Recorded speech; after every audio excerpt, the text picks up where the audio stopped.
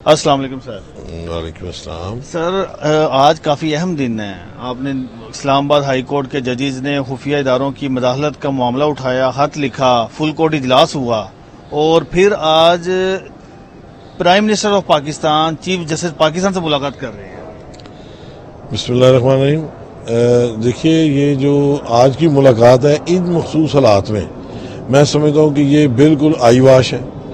जो इस मुल्क में गंद मचा हुआ है, जो अदलिया के मामलात में इंटरफेरेंस है, जो इस्टेब्लिशमेंट अपनी मन मर्जी और अपनी जो जुल्म और ज्यादतियों के कामों को जो अब एक्सपोज होने जा रही है, तो अब ये जाके माफिया मांगना जाना चाहते हैं। माफिया मांगने जा रहे हैं। मुझे तो ये लग रहा है कि जी आप हमारे इदारों को बचाएं, हम कुछ नहीं करें, क्योंकि फुल कोर्ट का जब मामला होगा तो जजेस को तो मैं समझता हूँ कि किसी लिहाज के बगैर एक जरा बराबर भी किसी से नरमी नहीं करी। क्यों कि ये किसी का जाती घर का मामला नहीं है, ये पूरी कौम के मुस्तकबिल का मामला है।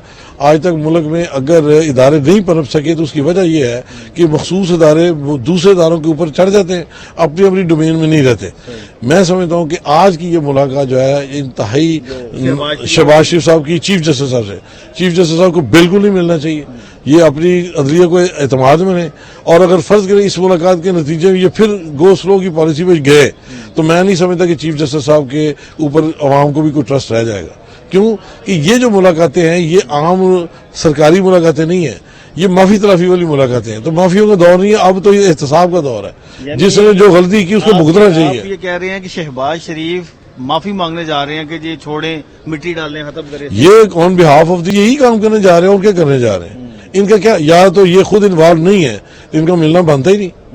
अब अगर ये जाके थ्रू लॉ मिनिस्टर और अटॉर्नी जनरल ये जाके वहां से मुलाकातें ले रहे हैं जी मिलने के लिए, चीफ जस्टिस से मुलाकात की, फिर अटॉर्नी जनरल मिले हैं, फिर मुलाकात तय हुई है। हाँ, तो ये जो मुलाकात है ना, ये कोई हालात को अच्छा करने के लिए नहीं है, ये हालात मजीद खराब करने के लिए हो रही है कि ये मखसूस लोगों के जामन बन के, जमानतदार बन के ये गए हैं।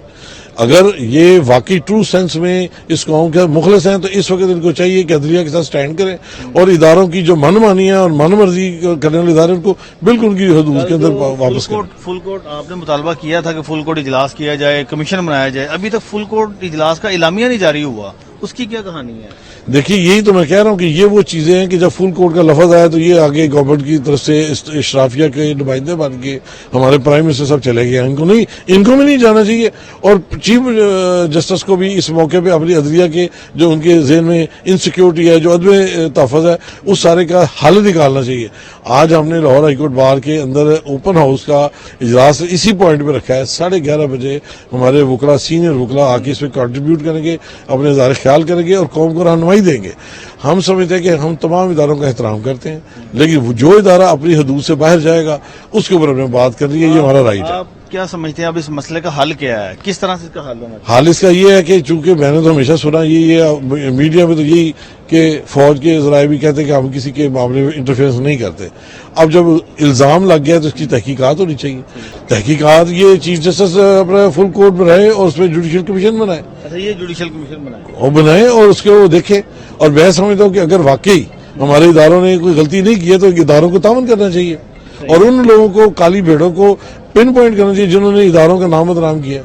अच्छा सर, ये मामला आज का तो है नहीं, ये तो जब उमर साहब बंदयाल साहब चीफ जस्टिस पाकिस्तान थे और अतर मनीला साहब भी चीफ जस्टिस थे, उस वक्त का ये मामला चलता आ रहा है। देखिए, ये वही चीज है मैं जिसको आज हाईलाइट करना लेटर के मुताबिक जी गुजारिश ये है कि ये जो अंडर द कारपेट डालने वाली हरकतें है ना पाकिस्तान में, ये बंद होनी चाहिए।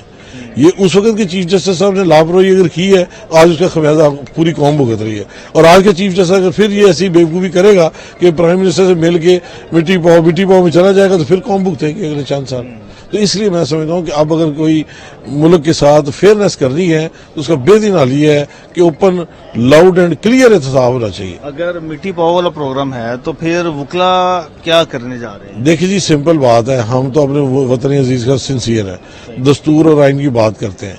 हमें अगर लगेगा कि दस्तूर की प्रोटेक्शन नहीं कर रहे, हम बिल्कुल उसका मुकाबला करेंगे, ऐसी तमाम कूतों का मुकाबला करेंगे जो वतन अजीज में कन्वेंशन भी बुलाने का फैसला किया। जी, वो उसका अगला स्टेप है। आज हमारा हाउस का इजलास है, हम देखेंगे कि हमारे इदारे अपने अपनी डोमेन में रह के काम सही करते ये नहीं करते।